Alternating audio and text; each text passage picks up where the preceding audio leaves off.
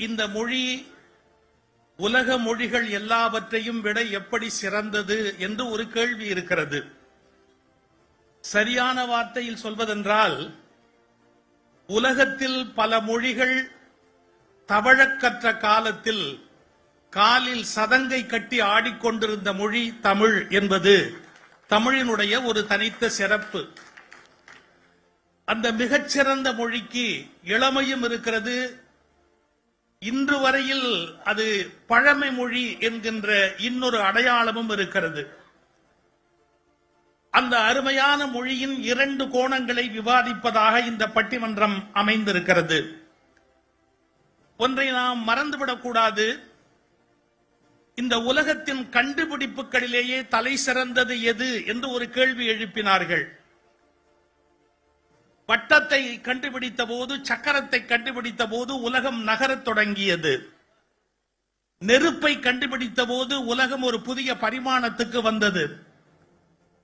கணினியை கண்டுபிடித்த பிறகு உலகம் மிகப்பெரிய வளர்ச்சியை அடைந்தது.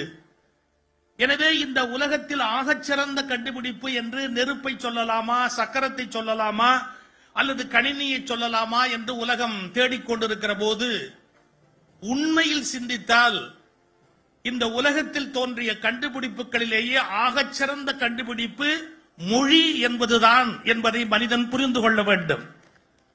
காரணம், நான் நினைப்பதை உங்களுக்கு சொல்வதற்கும் நீங்கள் நினைப்பதை நான் கேட்டுக்கொள்வதற்கும் மொழி என்ற ஒரு கருவி வராமலேயே போயிருந்தால் உலகம் வறுமையாகி இருக்கும். எனவே ஆகச்சிறந்த கண்டுபிடிப்பாக வந்தது மொழி. அதில் ஆகச்சிறந்த மொழியாக உயர்ந்தது தமிழ் என்பது நமக்கு எத்தனை பெரிய ஆனந்தத்தை தரக்கூடிய செய்தி.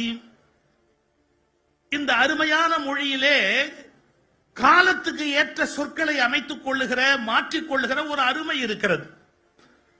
நான் ஒரு செய்தி சொல்ல வேண்டி இருக்கிறது, வேறு வழி இல்லை, கொஞ்சம் பொறுத்துக் கொள்ள வேண்டும். நான் பள்ளிக்கூடத்தில் படிக்கிற காலத்தில் எல்லாம் மத்திய அரசு என்ற வார்த்தையை சொல்லி எங்களுக்கு பாடத்தில் சொல்லிக் கொடுத்தார்கள். ஆனால் இப்போது ஒன்றிய அரசு என்ற வார்த்தையை நாம் பயன்படுத்துகிறோம். இந்த ஒன்றிய என்ற வார்த்தையை கேட்டு நேற்றோ முன்தினமோ ஒருவருக்கு கோபம் வந்துவிட்டது. அவர் தன்னை கேள்வி கேட்ட நிருபரிடத்திலே கோபப்படுகிறார். அது என்ன ஒன்றியம் என்று சொன்னால் மற்றைய அரசுகள் எல்லாம் என்ன பஞ்சாயத்தா என்று கேட்கிறார். நான் ஒரு பதில் சொல்ல கடமைப்பட்டிருக்கிறேன். ஒன்றியம் என்ற வார்த்தை சரியாக நீங்கள் புரிந்து கொள்ள வேண்டும் என்றால் இந்திய அரசமைப்பு சட்டத்தை படிக்க வேண்டும்.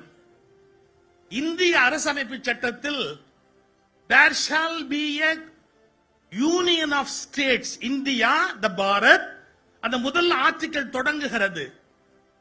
அது யூனியன் ஆஃப் ஸ்டேட்ஸ் என்ற வார்த்தையை சொல்லுகிறது. அந்த யூனியன் என்பதற்கு உங்களுக்கு மொழிபெயர்ப்பு வேண்டும் என்றால் கூகுளில் போய் போட்டு பாருங்கள், அல்லது உலகம் முழுவதும் இருக்கிற ஆர்டிபிஷியல் இன்டெலிஜென்ஸில் போய் கேளுங்கள்.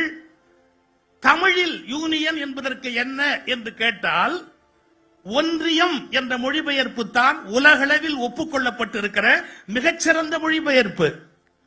நான் இதை ஏன் சொல்லுகிறேன் என்று கேட்டால், இங்கே மத்திய என்ற வார்த்தையை மாற்றி ஒன்றிய என்று சொன்னவுடன் ஒருவருக்கு எரிச்சல் வருகிறது. அது நியாயம் அல்ல. எனக்கு ஒன்று பழகாததாலேயே அது தவறாக இருக்க வேண்டும் என்ற கட்டாயம் இல்லை.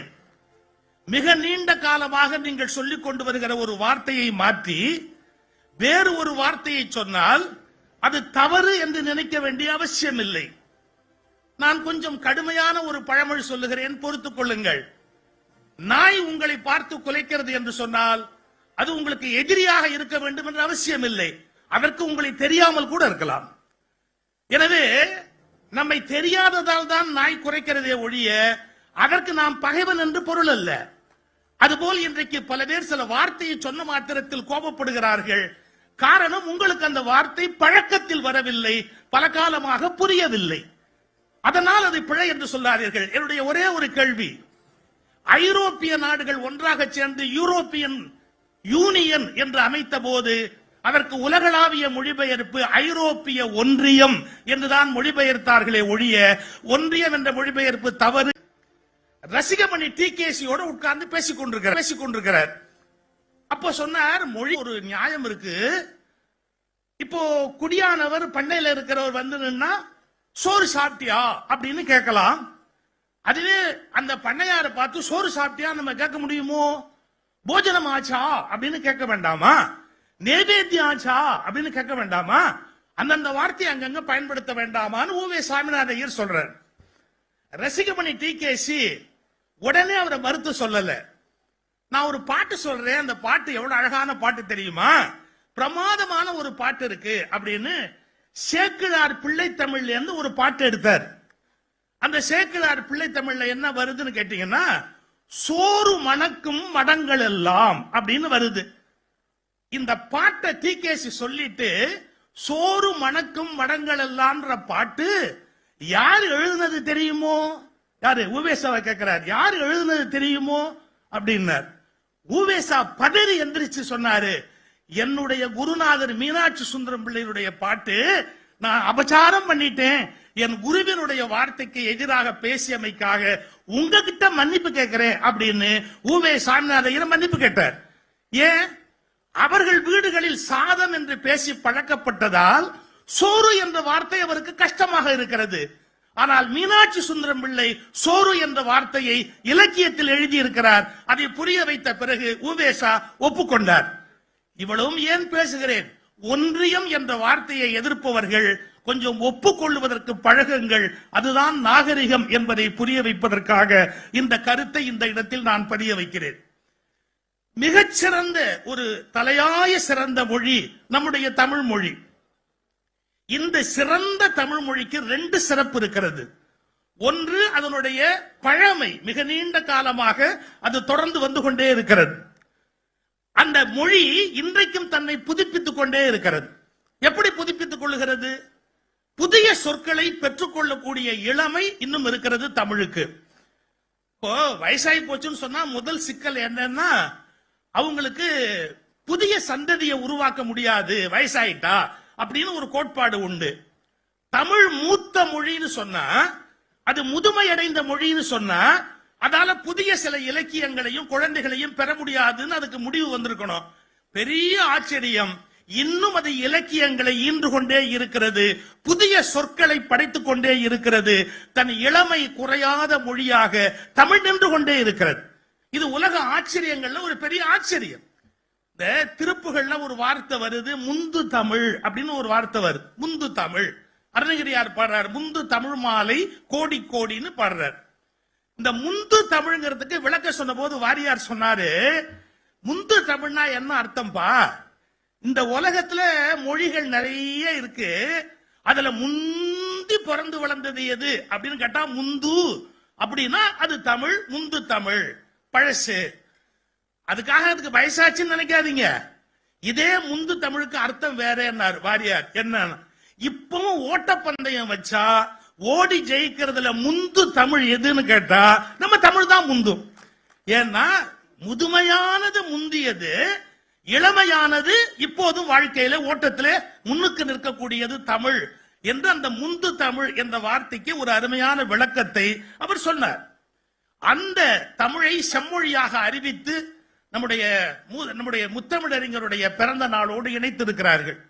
நான் முத்தமிழறிஞருடைய ஒரு சிறப்பை சொல்லி பட்டிமண்டபத்தை இப்போது அவர்கள் கையில் ஒப்படைக்கலாம் என்று நினைக்கிறேன். சங்க இலக்கியங்களை எடுத்து பார்த்தால் கவிஞர்கள் அரசர்களை பாடியிருப்பார்கள், கவிஞர்கள் அரசர்களை புகழ்ந்திருப்பார்கள். இது ஒரு பகுதி இருக்கும்.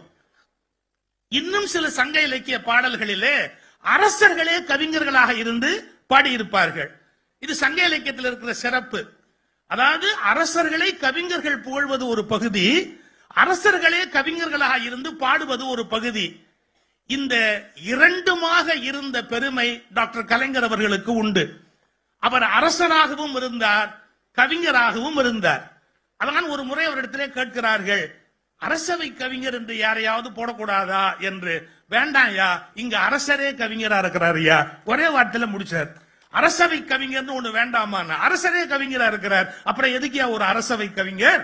அப்போ தான் ஒரு அரசராய் இருப்பது ஒரு பெருமை என்றால் கவிஞராய் இருப்பது அதைவிட பெருமை என்ற நம்பிக்கை அவருடைய நம்பிக்கை. இன்னும் சரியாக சொல்வதென்றால் தன் எழுதுகோலை பயன்படுத்தி செங்கோலை பற்றியவர் பிறகு செங்கோலை பயன்படுத்தி தமிழ்நாட்டின் விதியை மாற்றி எழுதியவர். எழுதுகோலை பயன்படுத்தி செங்கோலை பற்றியவர். பிறகு செங்கோலை பேனாவாக்கி தமிழ்நாட்டின் தலைவிதியை மாற்றி எழுதியவர். அதனால் அவருடைய பிறந்த நாளை நாம் செம்மொழி நாளாக கொண்டாடுவது மிகச்சிறந்த சிறப்பு என்பதை இந்த நேரத்தில் எடுத்து இயம்பி, இப்போது மிகச்சிறந்த சொற்பொழிவாளர்கள் 4 பேர் இங்கே வருகை தந்திருக்கிறார்கள். அவர்கள் தமிழினுடைய தனிச்சிறப்பு, செம்மொழியினுடைய தனிச்சிறப்பு, அதனுடைய தொன்மையா அல்லது இளமையா என்ற தலைப்பில் இப்போது விவாதத்தை நடத்துவார்கள். எப்போதும் தொன்மைக்கு ஒரு மரியாதை, இங்கு இருப்பதிலேயே தொன்மை நம்முடைய சண்முக வடிவேலு அவர்கள். அதனால் அவர் அதனை தொடங்குகிறார். எவ்வளவு தொன்மையினாலும் புதிய புதிய சிந்தனைகளை தமிழ் உள்ளடக்கி இருக்கிறது. அதற்கு அடையாளமாக புதுமையாக பேசுகிற இயல்பும் உடையவர் நம்முடைய டாக்டர் கலைஞர் அவருடைய அதே திருவாரூரை சார்ந்தவர் சண்முக வடிவேலு அவர்கள். அவர்கள் இப்போது தொன்மையே என்று இந்த விவாதத்தை தொடங்கி வைக்கிறார்கள். அனைவருக்கும் என்னுடைய மனமார்ந்த நன்றிகள்.